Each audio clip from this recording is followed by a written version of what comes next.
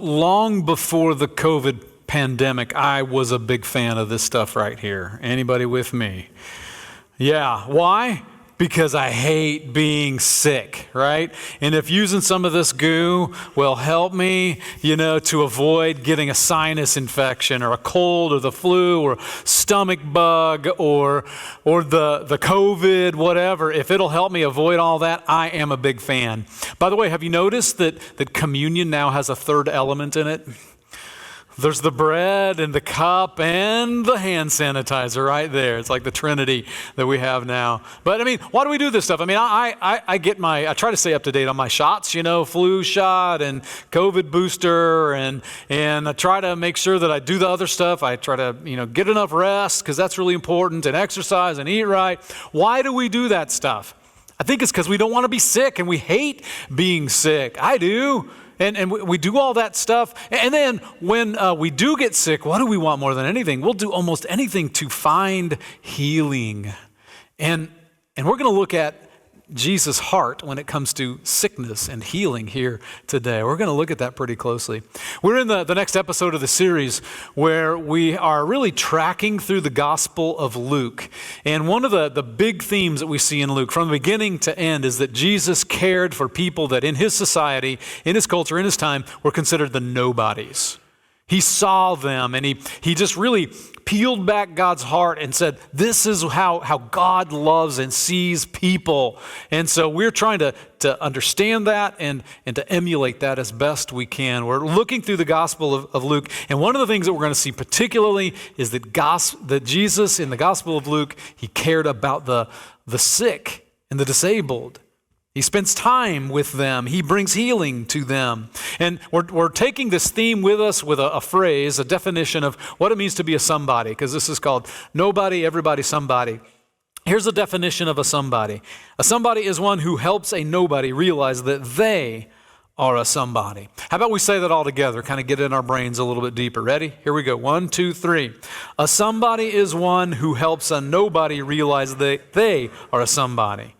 Today, how did Jesus treat the sick, the disabled? Huge part of his ministry. Now, it is easy, as we get started with this discussion, it is easy for us to assume that, well, of course Jesus cared about sick people and that God cares about sick people.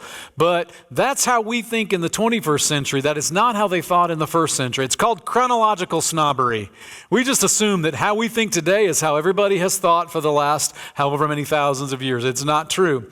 Today we think, yeah, God cares about sick people. Back then, they thought theologically, well, if you got sick, you must have sinned and God is punishing you.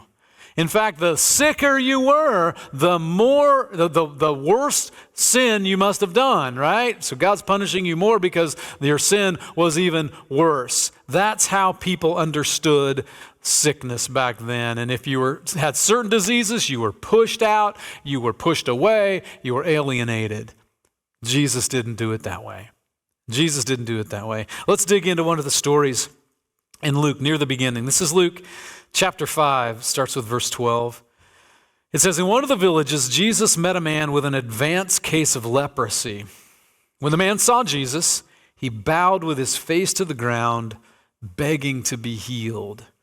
Now, I know what you came to church on this beautiful Sunday to learn about. Leprosy. Let's talk about leprosy a little bit. Because in the first century in Israel and Palestine, leprosy was just a general term for all skin diseases. So you got a little rash, that's no big deal, leprosy. It also included what we know as leprosy today, which is a flesh-killing disease. Starts with usually a white spot that becomes a scaly covering that turns into open sores, into infection that usually attacks hands and feet and face. It slowly eats away fingers and toes, and sometimes it's called the living death. That's leprosy. And by the first century, they'd figured out very easily that this is a contagious thing, right? It's contagious. And so they created rules and laws around leprosy. And if you were suspected of having leprosy, one of the first things that had to happen is you were taken to the nearest Jewish rabbi, and you were stripped of your clothing and examined publicly. And after the rabbi examined you, you were sent into isolation. No matter what the rabbi found, you were sent into isolation for a week. Then the priest would decide whether you could come back into the village or if you were to be convicted. That's the right word, convicted of having leprosy. Why convicted? Well, because if you got leprosy, that meant you did something really, really wrong, and God was punishing you. Convicted. And if you were convicted of leprosy, the next thing that happened is you were immediately banished to the outside of the town or village, sent to live with other lepers if there were any. You were allowed to beg.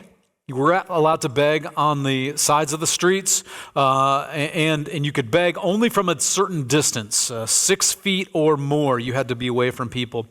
And if you were a leper, the law said if someone started coming your way, as soon as you saw them heading your way, you had to shout out, "Unclean! I am unclean. I am a leper." You had to, by law, shout that out. So lepers kind of had this shadow existence on the fringes of towns and villages, cut off from their homes, cut off from their families. They existed in, you can imagine, tattered clothes, with open wounds, begging for scraps until they died. So picture this. One day, this leper's begging along the side of the road, just like he did every day, hoping to get some scraps or maybe some money thrown his way, maybe some clothes. He looks up, and there is this little group of people coming down the road, and they seem to be clustered around one man, obviously a rabbi who was teaching them as he walked. That was a pretty common thing back in that day, as a rabbi would walk and talk, walk and teach. Well, as you see the story, it seems like this leper knows that this is Jesus. Like he'd heard about Jesus, this miracle worker, this healer. And as Jesus and this group get closer to the leper, he knows what the law tells him to do. So he starts shouting, right? He's got to shout, "Unclean, I am unclean. I have leprosy. Stay away from me." And the leper expects Jesus and the group to do what everybody else does, which is what? Move away, keep their distance, and keep on walking. He's used to seeing the fear in people's eyes. He's used to seeing the judgment in people's eyes. He's also used to seeing the nothing in people's eyes, right? Because they will look at him and then look right through him like he doesn't even exist. Because he's a nobody. He's an invisible person. And he doesn't blame him. He thinks to himself, he'd look at himself the same way if he were in their shoes. But something unexpected happens. The group hears the leper shouting, and the group starts to make their way away from the leper, but the rabbi, Jesus, starts making his way toward the leper. And the leper sees this, and he begins to shout all the more, "Rabbi, unclean, I'm unclean, I'm unclean." And it happens. The next thing he knows, this rabbi, Jesus, is right there, face to face with him, and the leper's thinking, doesn't he know that he's going to be labeled as unclean too? And he looks into Jesus' eyes and he doesn't see the fear he's used to. He doesn't see the judgment he's used to. In fact, in Jesus' eyes, he sees, what is that? Concern? He sees care. He sees love. The text tells us the leper falls to the ground, his face to the ground, and says these words, Luke 5:13, "Lord, if you are willing, you can heal me and make me clean." Can you hear the agony in his voice? He's tired of being treated like garbage. He's tired of being treated like a nobody. He's sick of being rejected, sick of being invisible. And somehow he believed that Jesus could help him. The text goes on, "Lord, if you're willing, you can heal me and make me clean." And Jesus reached out and touched him. "I'm willing," he said. "Be healed." And instantly the leprosy disappeared. So Jesus did what a good somebody should never do, and that is he touched a leper. And I don't think it was one of those quick tap things like, "Be healed." Ew. Be healed. And just knowing what I know of Jesus and what I've read, I think what Jesus did is he put his hands right where the wounds were the worst. Right where the wounds were open. I think that's what Jesus did. And it says that this man had an advanced case of leprosy. What does that mean? We don't really know. But you think advanced and you know what leprosy does. Does that mean he had missing fingers and missing toes? And then it says, as Jesus said, "Be healed, you are clean," Did this guy start growing new fingers? I mean, this is my imagination, right? This is how my imagination goes. Did he start growing new fingers and new toes? And then it says immediately he was made clean.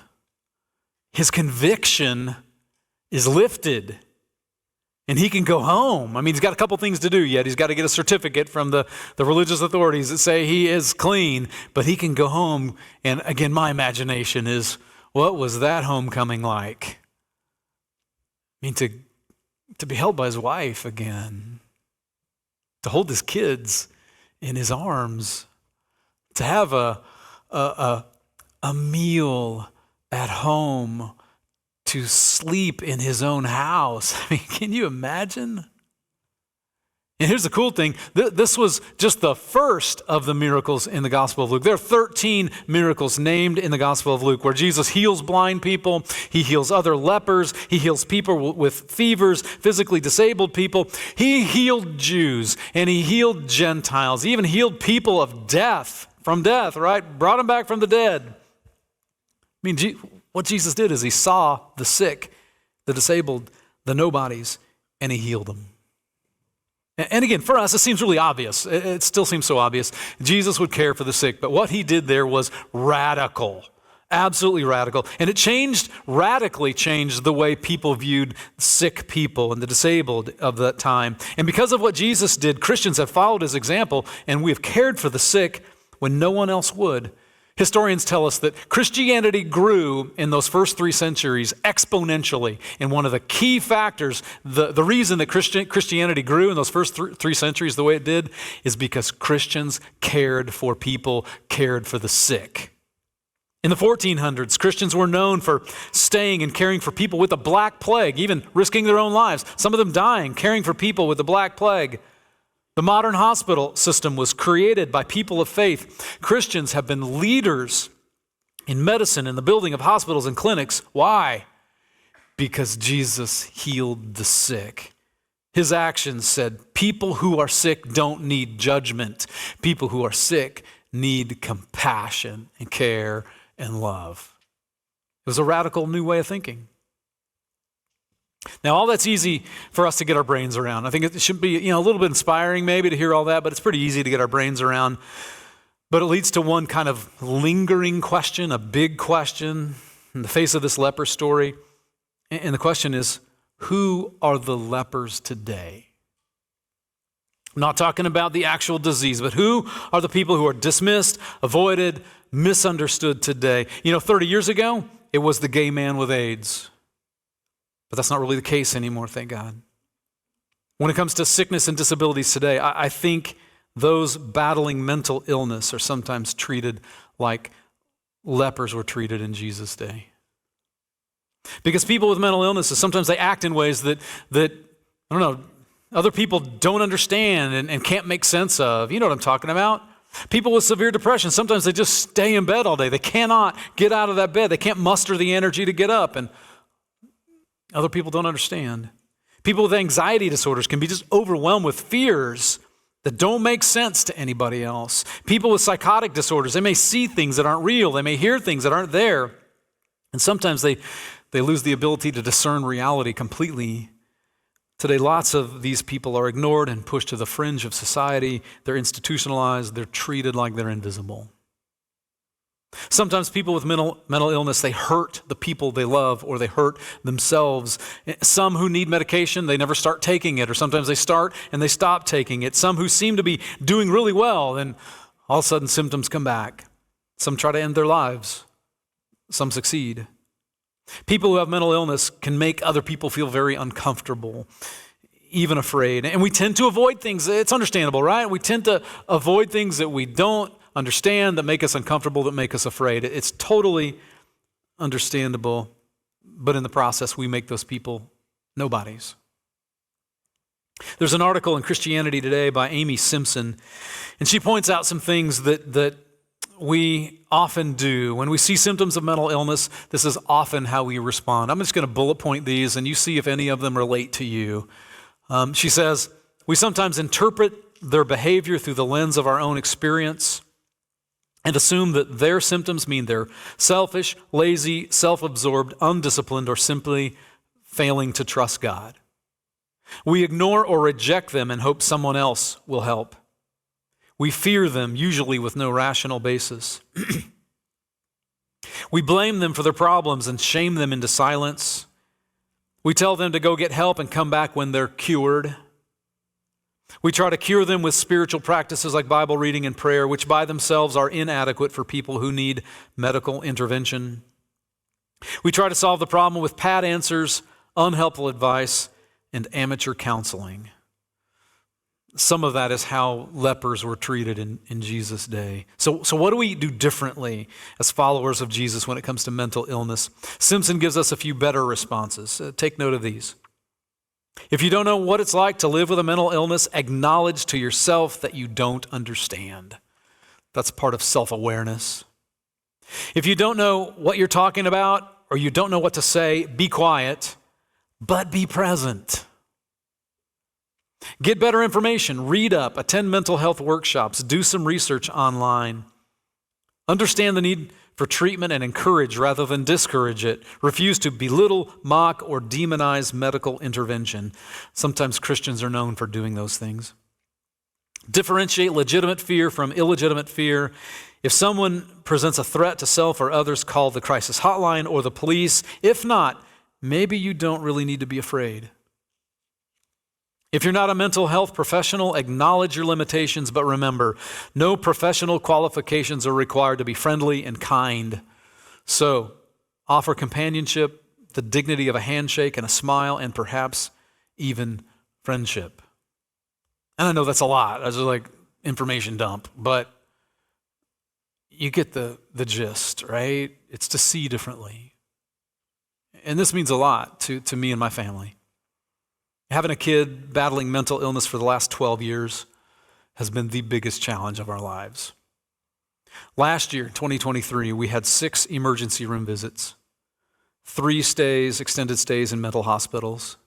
We had dozens and dozens and dozens of visits to therapists and doctors. It is exhausting. If you've been there, you know. We got to a point where my wife and I had a system of who would go to the ER with our daughter, depending upon what we needed to do the next day so that at least one of us could get some rest for what we faced. There were times in the emergency room where we sat on a cot in the hallway for hours and hours and hours waiting to be seen. There have been times when we got the clear impression that a nurse or doctor felt like we didn't need to be there, shouldn't be there, that we were an inconvenience, that our daughter was just being dramatic, that we were bad parents. We got those impressions pretty regularly.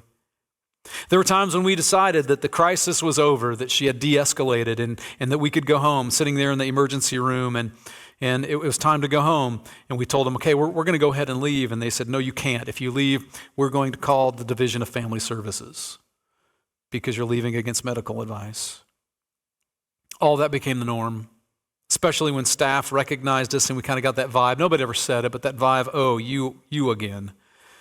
One psychiatrist refused to see us when I got to her office and described our situation. She didn't even tell me she was going to refuse to see us. She had the receptionist tell me. That's what it feels like to be a nobody. Now, I'm so glad we're in a different place, all right? We are in a very different place right now. We've started this new year in a very, very different place. But that's what it feels like. And there are people in our church with mental illness and mental disabilities. Some are more obvious than others, right? You have neighbors with mental illness and mental disabilities. The question that I keep asking is, do you see them? Do you talk to them? Do you go out of your way to welcome them? Do you notice? Have you invited them to lunch? Have you invited them into your home? Do you try to support the caregivers of people that are there for their loved ones that have mental illness? Do you see them? And if you're a healthcare provider, if you're a therapist, do you see your work as being the hands and the heart and the presence of Jesus to people that show up in your office, in your clinic, in the emergency room? We just got to remember and internalize that definition of a somebody. A somebody is one who helps a nobody realize that they are somebody. As followers of Jesus, let's apply this to the mentally ill. One last story. relates to the leprosy story. So one day, a man by the name of Fulton Sheen, he's a famous Catholic bishop, really did a lot of his work 30 years ago, and give or take. But he was also known for his work with the poor all around the world. He was visiting a leper colony in Africa. So he's walking among the lepers. He's just shocked because he'd never seen firsthand how disfigured they were and their open sores on their bodies. And so many of the people are lying there on straw mats along the paths. And Bishop Sheen stopped to talk to one of these men on a mat. And not only did this man have leprosy, but he had these secondary infections and large open wounds on his legs. As Fulton Sheen leaned over to talk to this man, the cross that was on the chain around his neck, the cross broke off the chain and fell into one of the open sores on one of the man's legs. Fulton Sheen reflected later. He said, "For a moment I was repulsed and I wanted to just step back, and then all of a sudden I was filled. I was overcome with love for this person who had nothing." He said, "So I reached into the wound and I took up the cross."